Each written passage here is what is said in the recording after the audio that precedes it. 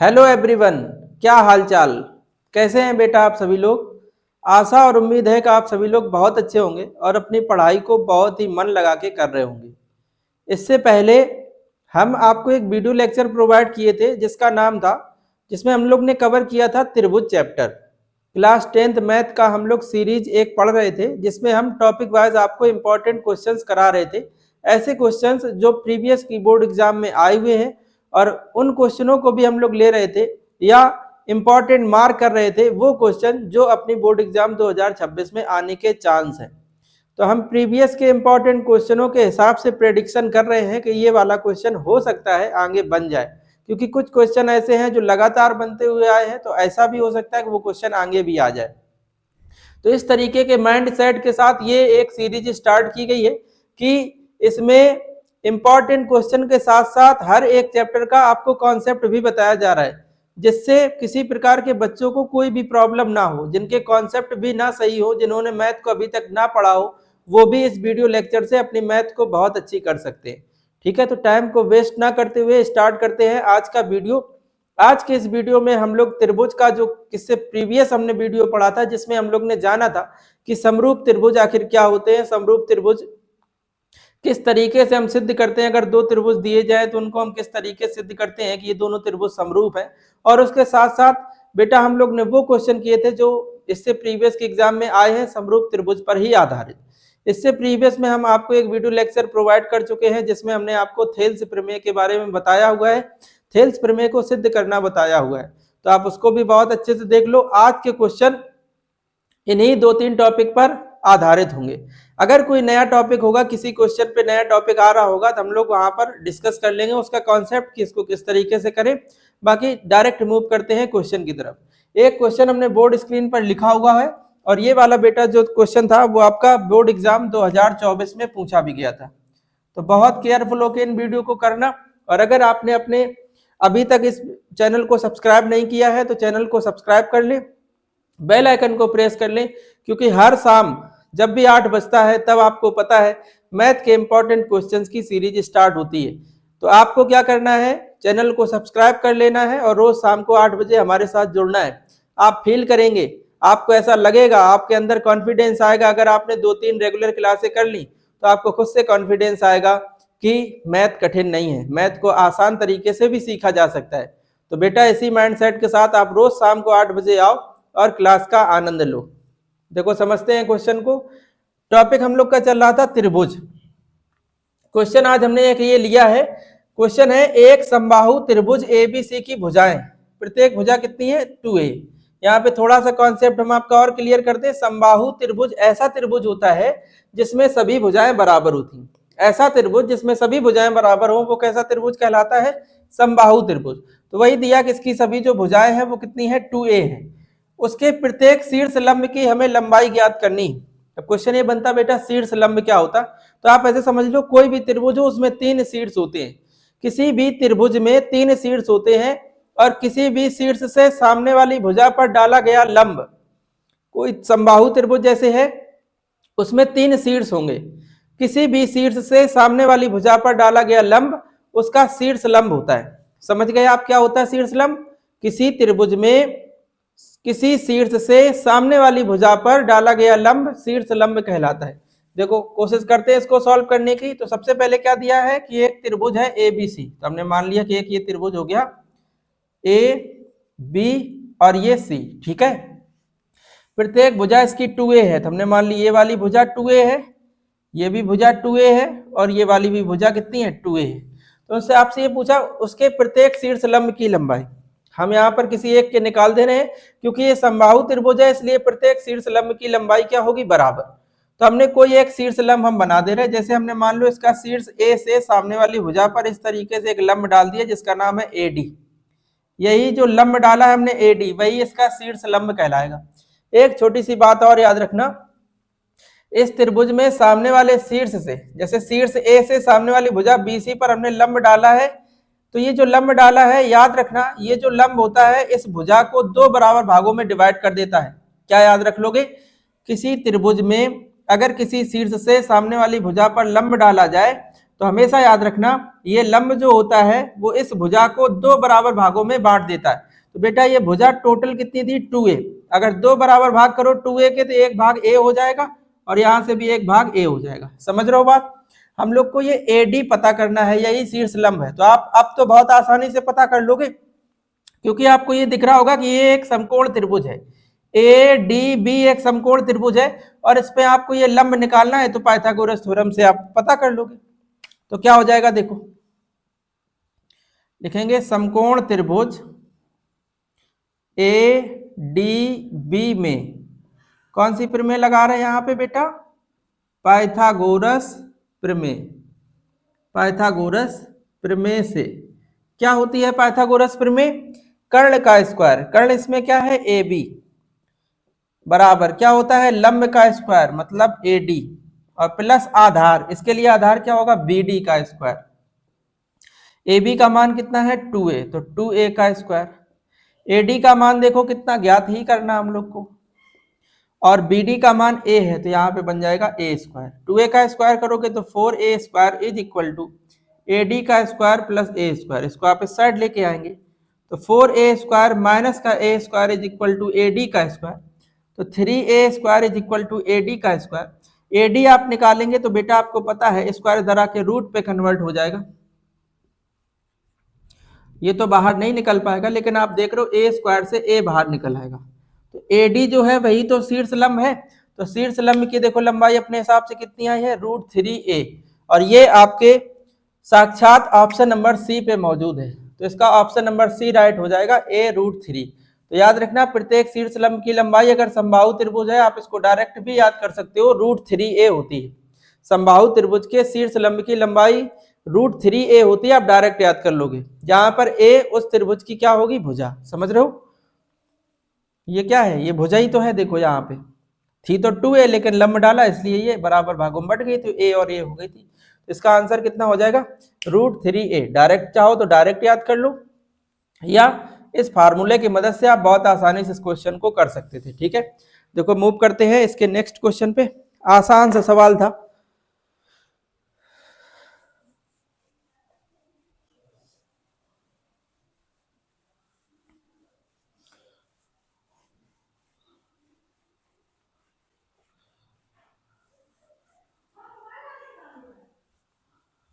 इसके बाद देखो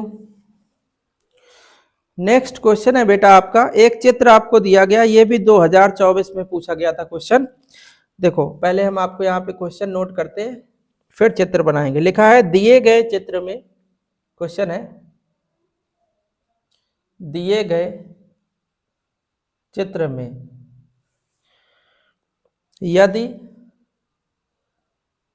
ST समांतर हो QP के तथा QS जो है वो बराबर हो 3 सेंटीमीटर और QS 3 सेंटीमीटर और SR बराबर 1.5 सेंटीमीटर और PT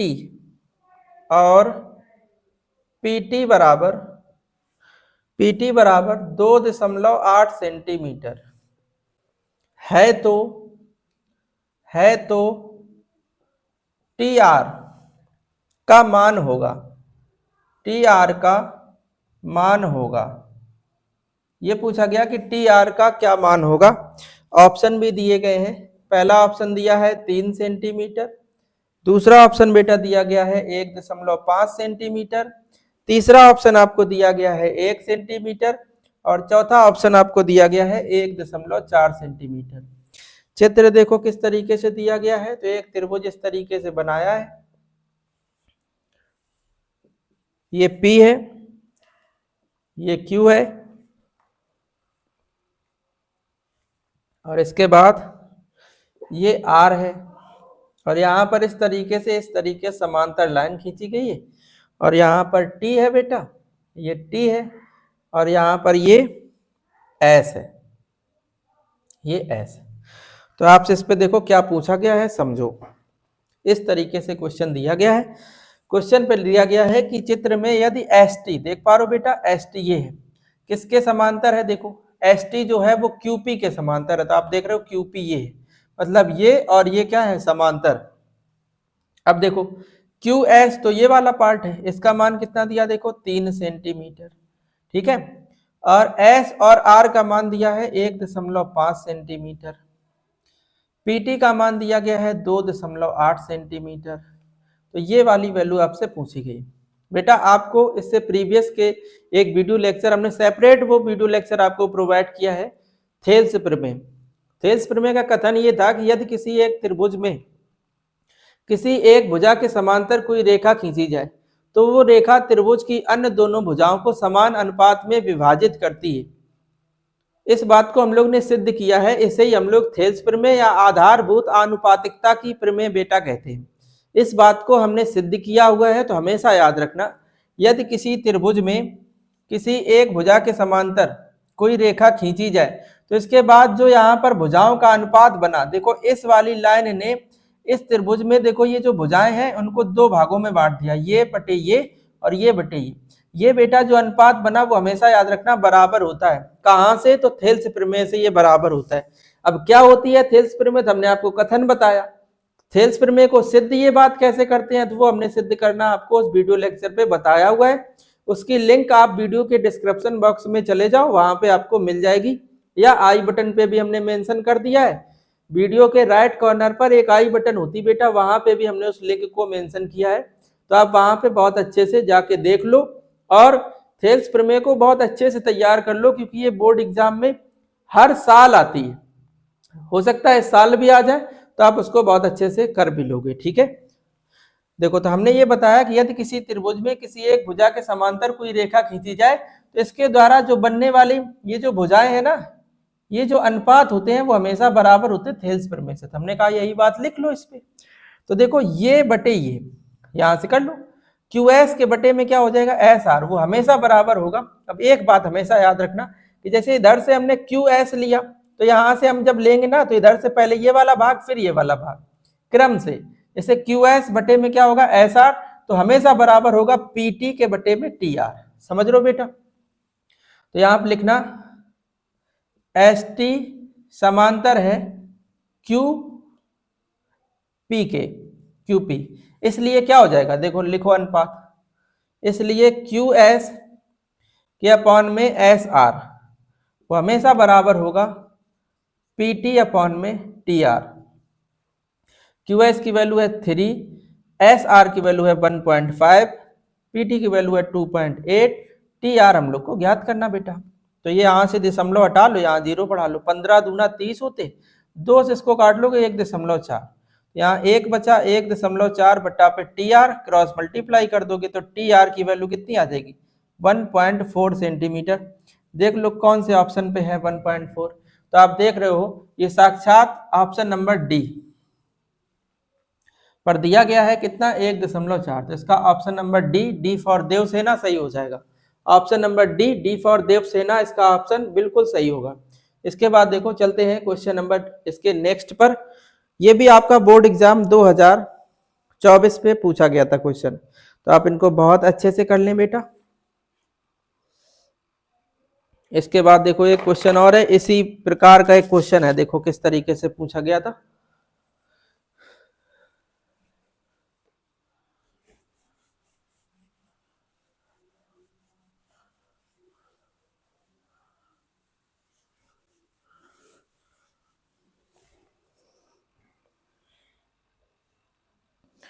क्वेश्चन था आपका,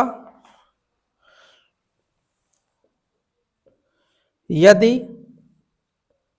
चित्र में डीई समांतर बीसी हो, चित्र में डीई समांतर बीसी हो तथा एडी बराबर एक्स, डीबी बराबर एक्स माइनस 2, एई बराबर एक्स प्लस 2 और ईसी बराबर एक्स माइनस 1, तो एक्स का मान ज्ञात करो। Find the value of x। ये आपका बोर्ड एग्जाम 2019 पे क्वेश्चन बना था। तो देख रहे हो सेम टाइप के ही हैं क्वेश्चन, बस इससे पहले क्या था, भुजाओं के उन्होंने मान दे रखे थे, है ना। अब की बार वो इसमें सब चीजें x पे दे के वो x का मान पूछना चाह रहे हैं। तो देखो इस तरीके से आपको एक ट्रायंगल दिया गया है ए बी सी, ये ए है, ये बी है, ये सी है, और ये डी है, ये ई है। ये आपको ए डी जो है ना वो x दिया गया है, और D B sorry for that, D B कितना है x minus two, x minus two. इसके बाद ए ई जो है वो है x प्लस टू, और ई सी जो है वो है x माइनस वन, है ना। तो आपसे x की वैल्यू पूछी गई। तो देखो ये तो काफी आसान है सवाल। अगर किसी त्रिभुज में किसी एक भुजा के समांतर कोई एक रेखा खींची जाए तो इसके द्वारा जो इस ये त्रिभुज की अन्य भुजाओं के अनुपात होते हैं वो बराबर होते हैं। तो हमने कहा डी जो है ना वो समांतर है किसके, बीसी के, ये दिया गया है। तो इसलिए एडी के बटे में डीबी वो बराबर होगा एई के बटे में ईसी। देखो एडी की वैल्यू कितनी है एक्स, इसकी वैल्यू कितनी है x minus two is equal to x plus two, और इसकी वैल्यू है एक्स माइनस वन। आपको क्या करना है, क्रॉस मल्टीप्लाई करना, ओनली कर लो। पहले इधर करोगे तो एक्स का एक्स स्क्वायर, फिर इसका इससे करोगे तो एक्स बराबर, यहाँ पे कर लो, यहाँ पे करोगे तो यहाँ पे आप सीधे देख रहे हो वर्गांतर बन जाएगा।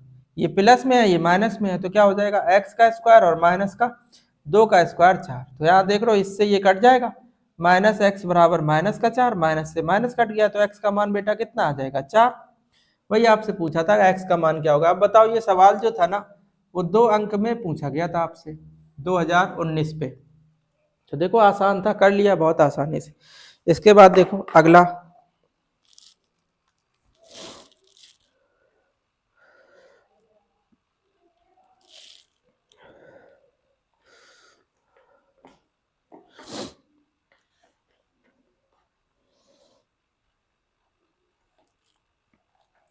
इसके बाद देखो नेक्स्ट क्वेश्चन बहुत आसान है, समझना।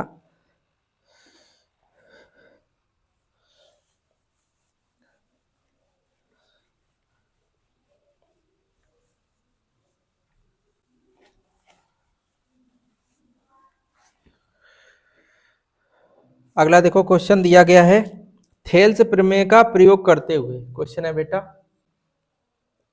थेल्स प्रमेय का प्रयोग करते हुए सिद्ध कीजिए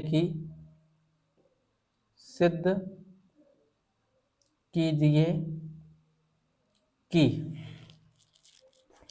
एक त्रिभुज की किन्हीं दो भुजाओं की, एक त्रिभुज की किन्हीं दो भुजाओं के मध्य बिंदुओं को, किन्हीं दो भुजाओं के मध्य बिंदुओं को मिलाने वाली रेखा सिद्ध कीजिए कि एक त्रिभुज की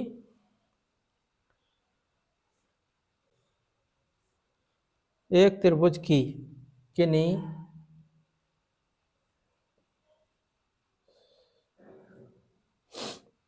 दो भुजाओं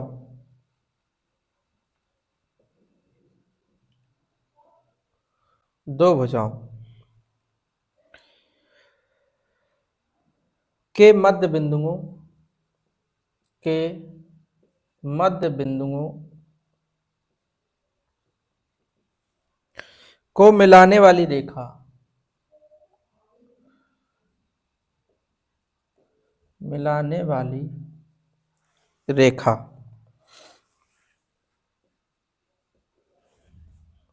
तीसरी भुजा के समांतर होती है, तीसरी भुजा के समांतर होती है। ये क्वेश्चन आपको प्रूव करना है। ये बेटा आपका क्वेश्चन आया हुआ था 2020 में और 2023 में, 4 अंक का क्वेश्चन था। बहुत अच्छे से समझना है इस सवाल को। लिखा है थेल्स प्रमेय का प्रयोग करते हुए सिद्ध कीजिए कि एक त्रिभुज। तो सबसे पहले हम क्या किए ले रहे हैं बेटा, एक त्रिभुज बनाते हैं। यहाँ पे ये हो गया ए, ये हो गया बी और ये हो गया सी। तो ए बी सी एक त्रिभुज हो गया। अब क्या लिखा है, एक त्रिभुज की किन्हीं दो भुजाओं के मध्य बिंदु। मान लो इसकी एक भुजा हमने ए बी ले ली और एक हमने ले ली ए सी। मान लिया ए बी का जो मध्य बिंदु है वो हमने मान लिया डी है और ए सी का जो मध्य बिंदु है वो हमने मान लिया ई है। ऐसे मान लिया। मध्य बिंदुओं को मिलाने वाली रेखा, ये रेखा इस तरीके से मिलाने वाली रेखा तीसरी भुजा। तीसरी भुजा अब कौन सी हुई, त्रिभुज की तीसरी भुजा यही तो बची। इसके क्या होती है, समांतर। मतलब हम लोग को सिद्ध करना है कि जो डीई है वो समांतर होगा किसके, बीसी के। बेटा अगर देखो तो अभी तक आपने जो भी क्वेश्चन करे ना, इसके ये जस्ट उल्टा क्वेश्चन है। अभी तक क्या होता था, ये आपको समांतर देते थे तो आपसे ये कहते थे इसमें से 3 के मान दिए होते, 3 भाग के मान दिए होते, चौथा पूछते थे। आज पता क्या है, आज उन्होंने ये बता दिया कि ये जो डी है वो ए बी भुजा का मध्य बिंदु है और ये जो ई है वो ए सी का मध्य बिंदु है। तो कह रहे ये बता दो कि ये और ये क्या होगी, समांतर। तो हमने कहा उल्टा सोच लेंगे, ये और ये बेटा तभी समांतर हो सकते हैं जब ए डी के बटे ये और ए ई के बटे ये। कहने का मतलब ए डी के बटे में डी बी बराबर हो जाए ए ई के बटे में ई सी। अगर ऐसा हो गया तो फिर हमको बोल सकते हैं कि ये दोनों क्या हो जाएंगे, समांतर। देखो करके देखो, ट्राई करो एक बार, कर लोगे क्या आप इस क्वेश्चन को। देखो हम बताते हैं फिर आपको, कोशिश करो एक बार, अगर ना है तो फिर देखो हम बता रहे हैं, ट्राई खुद से जरूर करना एक बार। क्या दिया था, थेल्स प्रमेय का प्रयोग करते हुए। आपको बहुत अच्छे से पता है बेटा थेल्स प्रमेय क्या है और इसको हम आपको बहुत अच्छे से डिस्क्राइब करवा भी चुके हैं। तो उसको आप जरूर से इंपॉर्टेंट का साइन कर लें क्योंकि वो जरूर से बनने वाली है। अगर इनकेस अगर थेल्स प्रमेय आपके बोर्ड एग्जाम में ना भी आई तो बेटा उससे रिलेटेड सवाल जरूर आते हैं। जैसे आप ये देख लो, इसमें कहाँ थेल्स प्रमेय पूछा, लेकिन साफ तौर पर ये मेंशन किया है कि प्रयोग किसका करो, थेल्स प्रमेय का प्रयोग करो। अब अगर किसी बच्चे को यही नहीं पता कि थेल्स प्रमेय क्या होती तो वो यार क्या ही प्रयोग कर पाएगा, समझ रहे हो। इसलिए मैं बोल रहा हूं बेटा कि ये थेल्स प्रमेय बहुत ज्यादा इंपॉर्टेंट है, बहुत अच्छे से कर लेना भाई इसको। देखो समझते हैं, क्वेश्चन में ये गिवन है कि ए बी भुजा का ये जो डी है वो मध्य बिंदु है। और बेटा इतनी बात हम लोग समझते हैं कि अगर ये डी मध्य बिंदु है तो फिर ये वाला भाग और ये वाला भाग बराबर होना चाहिए। तो ऐसे लिख देना कि चूंकि भुजा ए बी का मध्य बिंदु डी है, इसलिए जो ए डी होगा बेटा वो बराबर होगा डी बी के। बोलो इतनी बात समझ लो।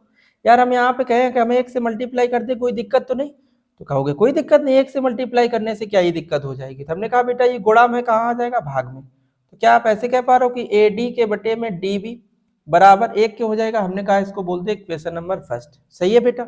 उसी प्रकार से आपको पता है कि ई जो है ये बिंदु वो ए सी का मध्य बिंदु है, तो इसका मतलब ये और ये बराबर हो जाएंगे।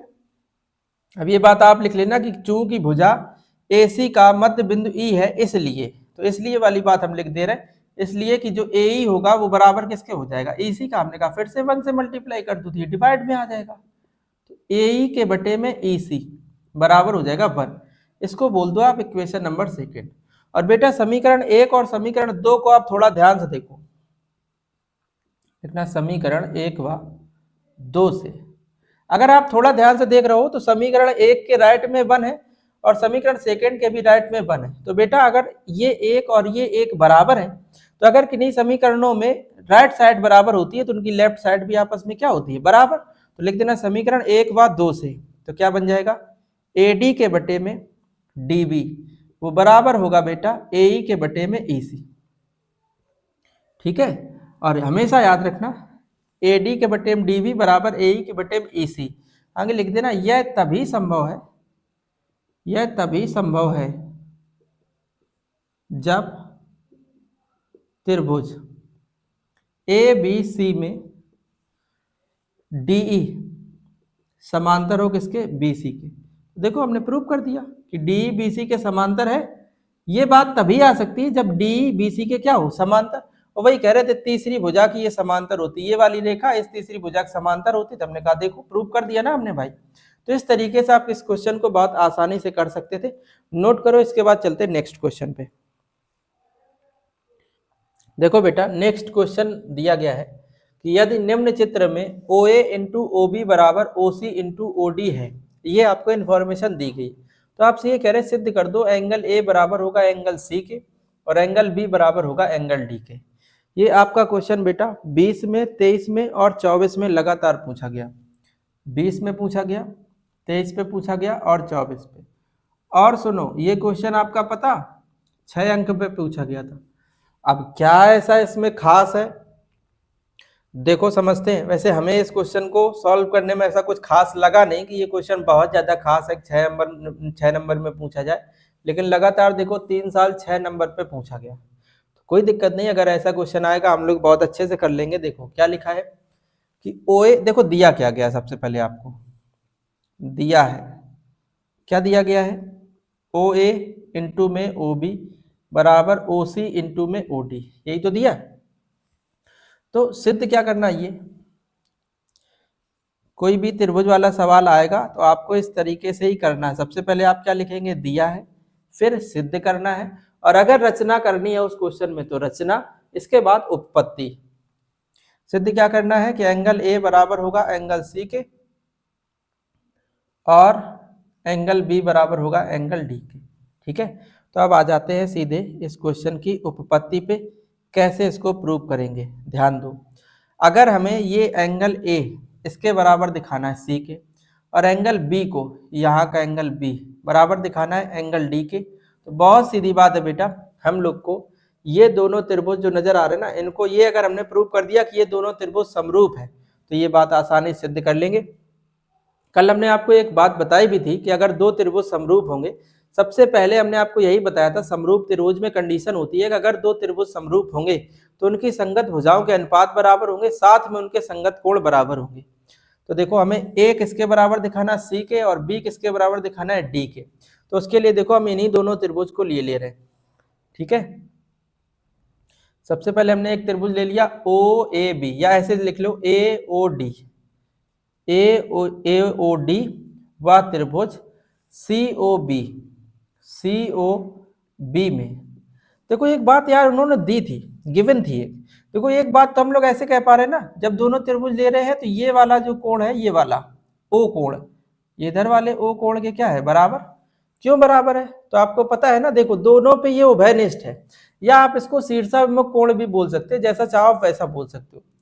एंगल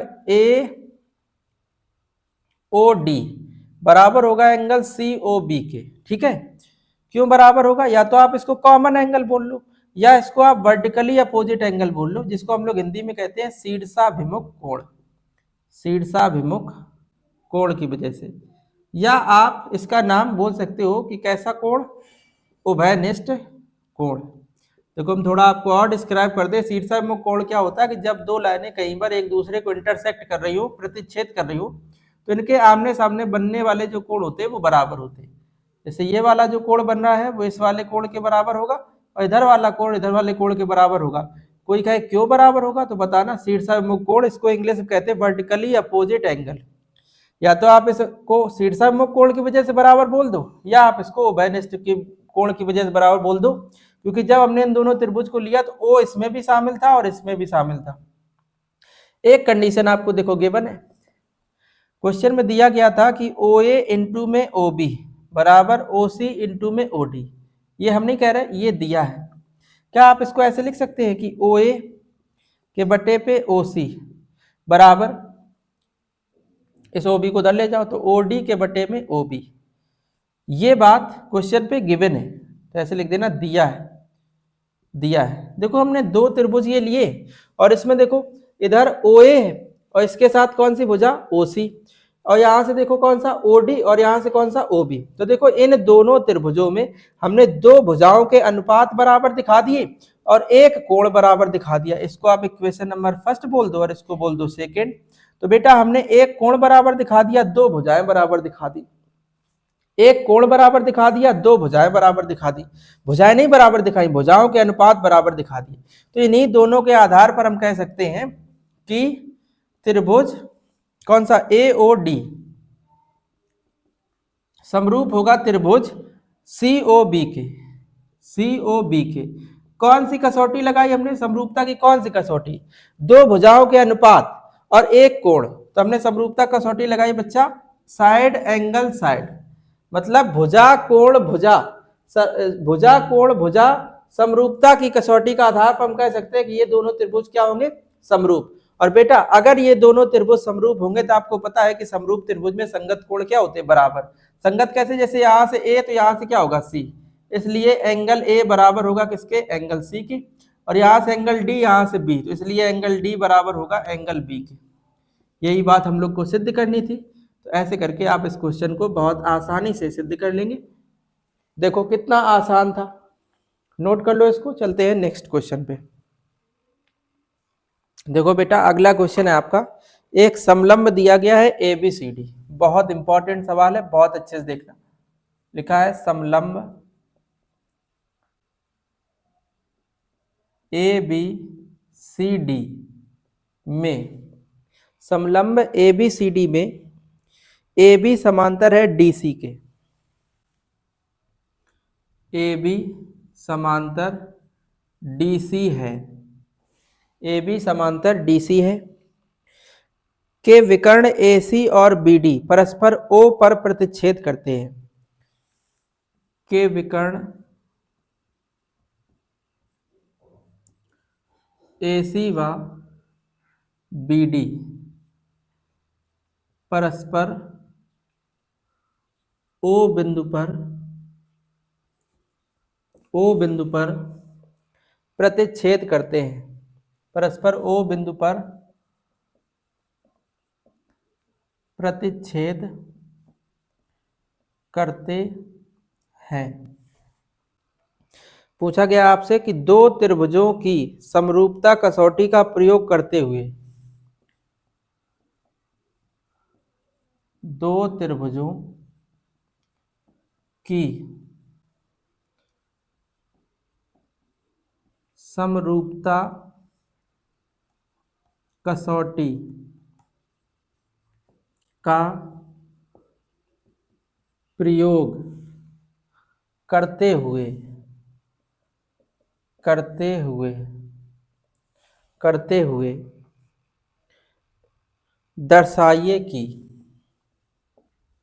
दर्शाइए मतलब सिद्ध करना है, दर्शाइए कि OA बटे OC, OA के बटे में OC बराबर होगा बेटा OB के बटे OD, OB के बटे में OD। इस तरीके से आपको प्रूव करना है, ये आपको दर्शाना है, ठीक है। बहुत जरूरी सवाल है, बहुत अच्छे से आप देखना, बहुत आसानी से हम आपको सिखा देंगे। ये 2024 पे और 2023 में 6 नंबर पे पूछा गया था क्वेश्चन। ध्यान दो बेटा, क्या लिखा है? समलंब ABCD क्या है? देखो समलंब है ABCD, समझ रहे हो?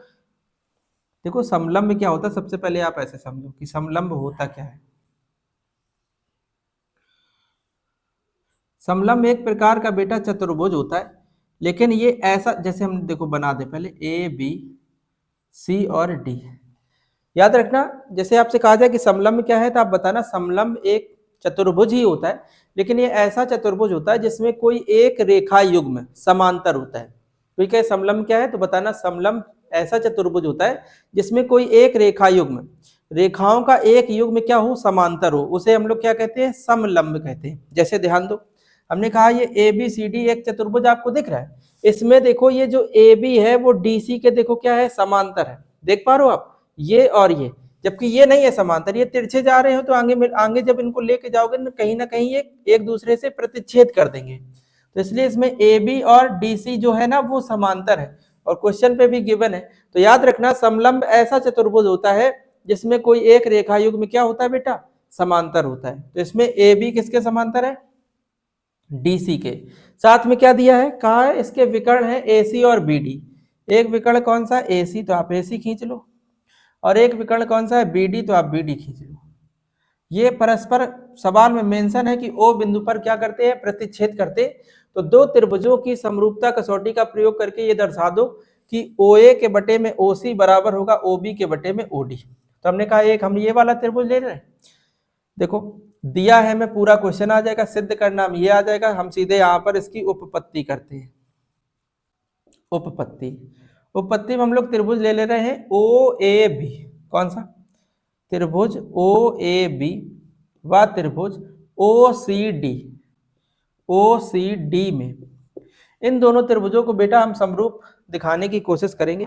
तो देखो क्वेश्चन में ये बात मेंशन है कि जो AB है वो DC के क्या है, ऐसे हम यहाँ पे लिख दे रहे कि चूंकि AB समांतर है DC, इसलिए बेटा अगर ये और ये समांतर है, इसलिए AC और ये जो BD है वो हमेशा तिर्यक रेखा का काम करेगी। देखो हम ऐसे बताना चाह रहे हैं बेटा, अगर ये दो लाइनें समांतर हो तो फिर इन पे इस तरीके से ये जो लाइन खींचेगी ना तिरछी रेखा, इसे हम लोग तिर्यक रेखा कहते हैं। बेटा क्या इस पे रिलेशन होता है? तो याद रखना, अगर दो लाइनें समांतर हैं उस पर अगर कोई तिरछी रेखा खींची गई है जिसे तिर्यक रेखा कहते हैं, तो उस पर एकांतर क्रम में बनने वाले कोण बराबर होते हैं। जैसे यहाँ पर एंगल 1 बन रहा हो तो यहाँ पर एंगल 2 बन रहा हो, तो एंगल 1 बराबर होगा क्या? एंगल 2 के। कब होगा? जब ये दोनों लाइनें कैसी हो? समांतर हो और उस पर एक ये से तिरछी लाइन खींची जाए, तो उस पर एकांतर क्रम में बनने वाले कोण क्या होते हैं? बराबर। क्यों बराबर होते हैं? तो कहना एकांतर कोण से,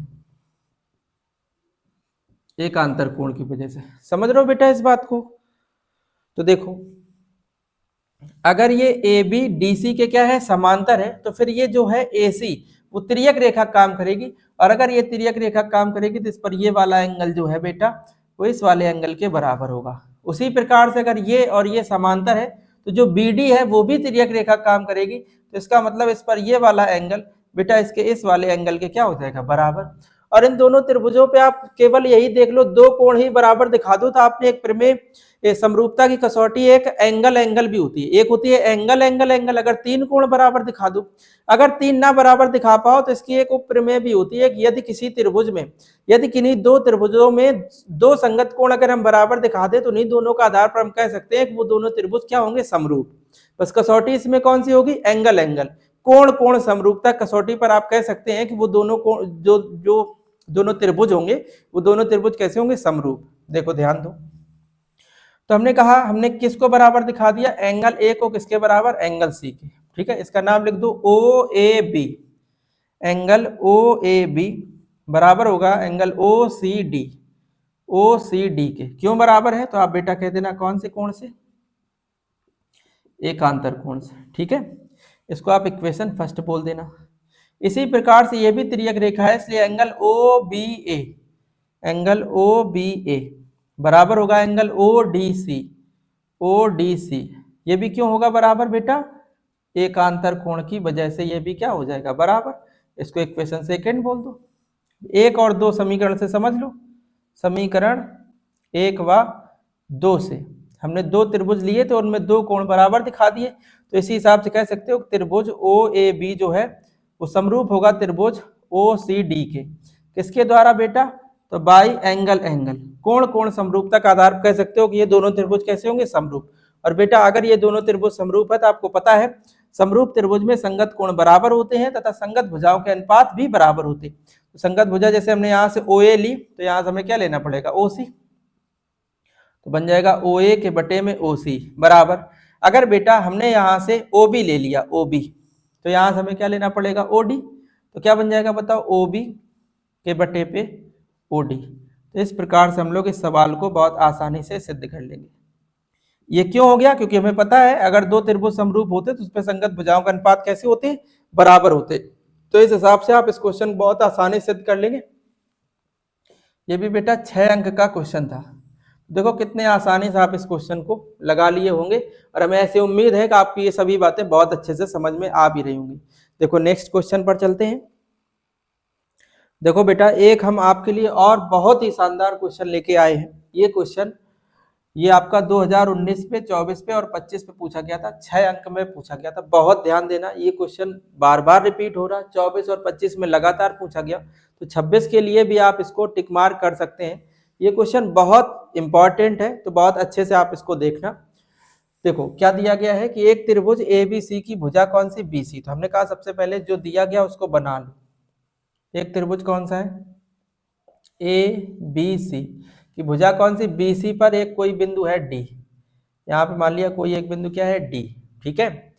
एक त्रिभुज ABC है, इसकी भुजा कौन सी है, BC पर एक बिंदु D इस प्रकार है कि एंगल ADC, अब ADC कैसे बनेगा, जब आप A को क्या करेंगे D से मिलाएंगे, तो एंगल ADC मतलब ये वाला एंगल बराबर है किसके, BAC के। BAC का मतलब ये फुल एंगल के बराबर है, यहाँ का एंगल D यहाँ के फुल एंगल A के बराबर है, तो दर्शाना है कि CA का स्क्वायर बराबर CB इंटू में CB इंटू में CD होगा। तो बेटा इसको ध्यान दो, जैसे हम इन दोनों त्रिभुजों को थोड़ा अलग बनाने की कोशिश करें तो आप ऐसे समझ सकते हो कि एक ये देखो त्रिभुज कौन सा है, ABC बड़ा वाला त्रिभुज है ना, और एक ये छोटा वाला त्रिभुज कौन सा, देखो ये है इस तरीके से, यहाँ पर A फिर D है और फिर C है। अब आप समझ लेंगे कि देखो उसमें साफ तौर पे ये मेंशन है कि एंगल कौन सा, देखो ADC मतलब ये वाला एंगल किसके बराबर बेटा, BAC के। BAC मतलब इस एंगल के बराबर है, ठीक है, ऐसे क्वेश्चन में गिवन है, ठीक है। तो CA का स्क्वायर आपको ऐसे सिद्ध करना, तो बेटा आप सबसे पहले ये सिद्ध कर लो कि ये दोनों त्रिभुज क्या है, समरूप। समरूप सिद्ध करने के लिए आप थोड़ा सा बिल्कुल ध्यान दो, इस वाले ट्रायंगल को हम थोड़ा सा पलटने की कोशिश करेंगे, क्योंकि रीजन ये है कि ये एंगल जैसे यहाँ पर A है और यहाँ पर D है, तो ये दोनों बराबर है, तो इसका मतलब इसको हम कुछ इस तरीके से पलटेंगे कि ये D पहुंच जाए ऊपर और A आ जाए नीचे। इसी ट्रायंगल को देखो हम थोड़ा सा पलट के बना रहे हैं इस प्रकार से कि ये पहुंच जाएगा ऊपर, देखो इसको यहां से इसको इस तरीके से हमने पकड़ा और ऐसे केवल घुमा दिया, तो D कहां पहुंच गया ऊपर और A कहां पर आ गया नीचे। तो क्या ये दोनों चित्र आप ऐसे बना सकते बेटा, देखो अलग से बनाने की कोशिश करते, यहाँ पर A है, यहाँ पर B है, यहाँ पर C, ये तो जैसा था वैसे ही रहा, इसको ऊपर ले जाओ क्योंकि A एंगल D के बराबर है, तो हमने कहा ये D ऊपर A नीचे आ जाएगा, तो इसको आप इस तरीके से बना लो, ये D हो जाएगा, ये A हो जाएगा और ये C जैसा एज इट इज वैसे ही रहेगा। तो यहाँ का D एंगल जो है वो A एंगल के बराबर ये क्वेश्चन में दिया गया। तो इन्हीं दोनों त्रिभुजों को हम लोग प्रूव करेंगे कि ये दोनों त्रिभुज कैसे हैं, समरूप। तो ऐसे लिखना, त्रिभुज ABC व त्रिभुज DAC में क्या कह पा रहे हो आप, एक बात तो क्वेश्चन में ही मेंशन थी कि एंगल BAC जो है वो बराबर है किसके, ADC के।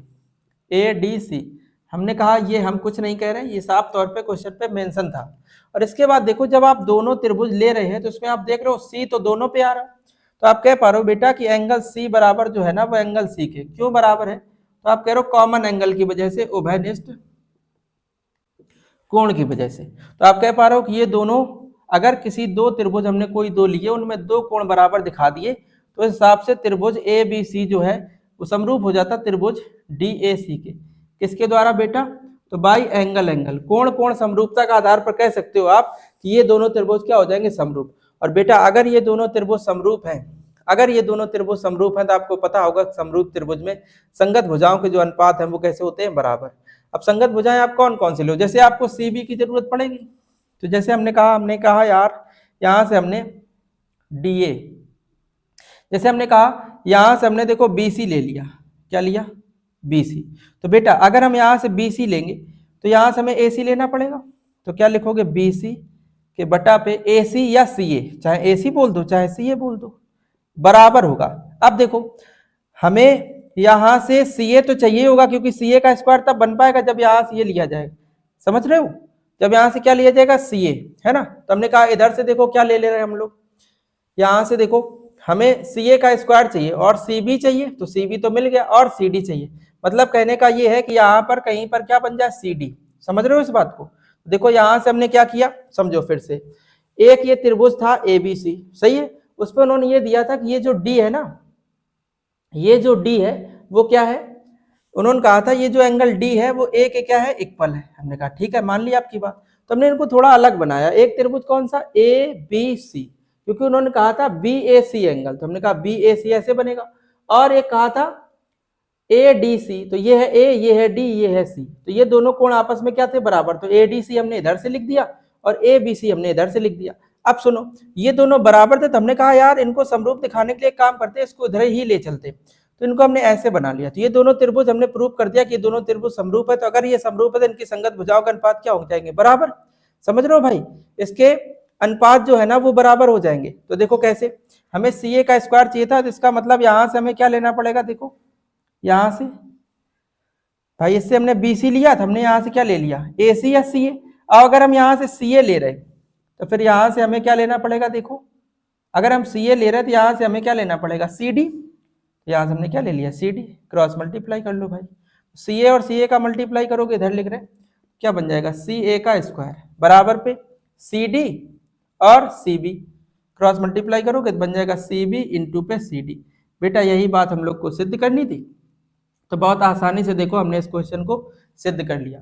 आप एक बार इस क्वेश्चन को और अच्छे से देख लेना। वैसे हमने पूरी कोशिश करी है कि आप इन बातों को अच्छे से समझ जाओ, इसीलिए हमने फिगर को तोड़ तोड़ के यहाँ पर बनाया है।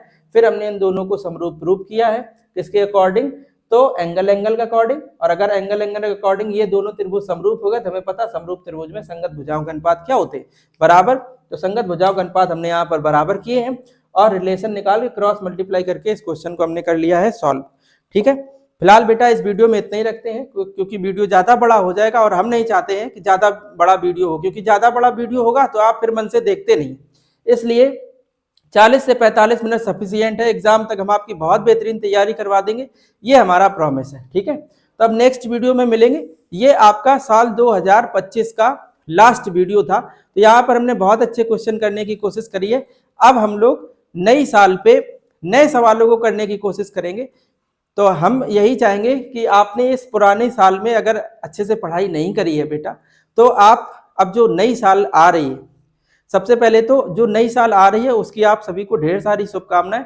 ईश्वर से प्रार्थना है कि ये नई साल आपके जीवन में बहुत सारी खुशियां लेके आए और आप अपनी पढ़ाई को बहुत अच्छे से ऐसी करते रहे, जिससे आपका रिजल्ट बहुत अच्छा मेंटेन हो, 2026 को हम लोग बहुत अच्छे से सेलिब्रेट कर पाए। तो आप बहुत अच्छे से अपनी प्रिपरेशन करना।